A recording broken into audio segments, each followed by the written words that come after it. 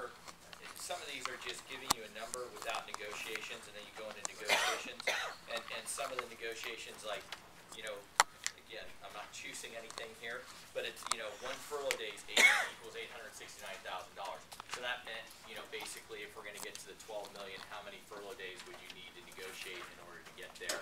So, you know, that's part of it. Or, you know, it gives you what a 1% reduction would look like, and it gives you what that is, what the value is of that. But, like, you know, we weren't, again, we weren't coming forward with a plan. We were just coming forward with all of the factual information tonight.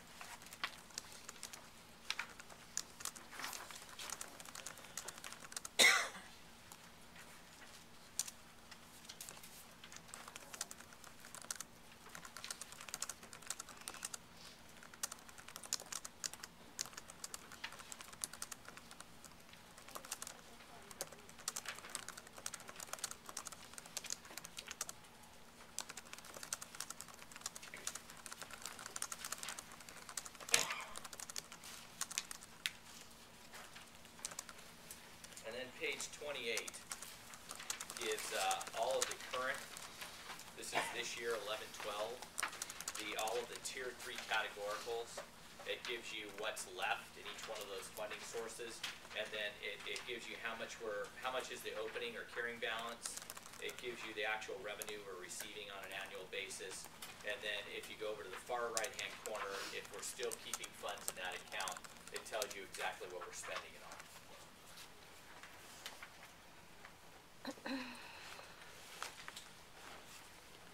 And the next sheet clarifies, if you want to actually see like where it's being spent on, you can flip over, you can actually see on page 29 the personnel that goes behind those funding sources.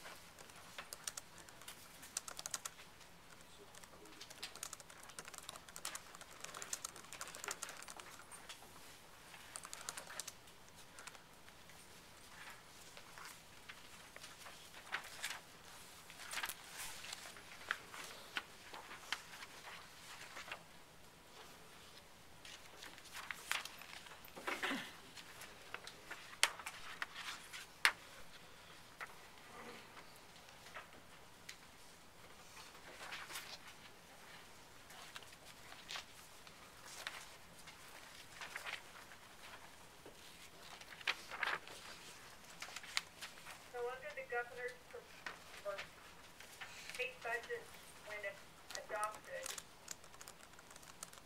is there the potential that any of these funds will be eliminated? In his January budget proposal, he did not propose eliminating these, but he did propose rolling this all. This is how he created his weighted funding formula. Correct. So all of this got rolled into his weighted funding formula in his January budget proposal. So in theory, yes, if the weighted formula gets adopted, then it's based on the flat fee, and then from there it's based on special, you know, you still have your categoricals like special ed, but EIA and EI-LEP and free and reduced then are another factor that would be built on it, the base that you receive. But, you know, I haven't heard, I've heard that he really is trying to championing that, but I haven't heard that anybody in the legislature has necessarily bought into the weighted funding formula. Correct. Just for an estimate, if the weighted funding formula were adopted as proposed, would we receive similar revenue?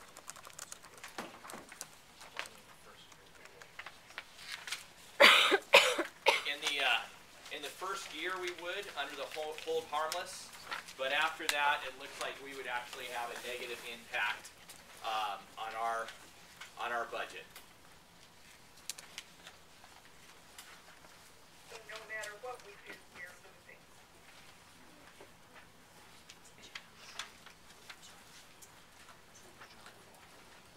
That is our current interpretation, but we've also heard that he's coming back with a new weighted formula, but we don't know what it looks like yet. Overall, many of the school districts in Contra Costa County, we're going to lose overall certain amount of funding level under his January proposal.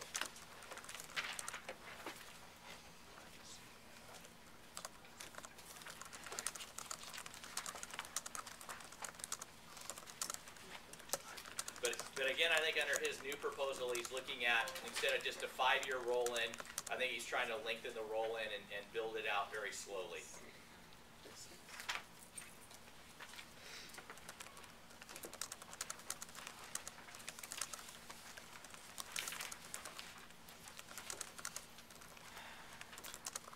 Any other questions on Tier 3 flexibility or what's currently built in there?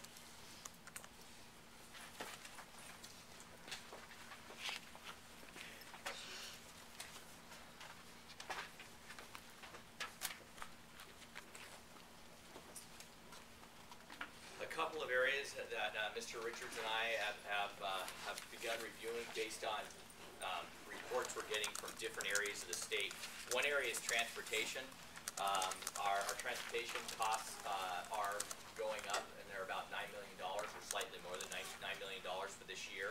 And we only are receiving, again, our base revenue of about $2.2 million.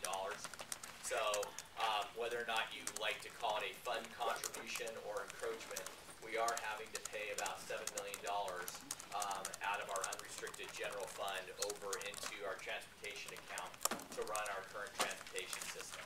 So again, that's one of the reasons why the board approved the FIGMAP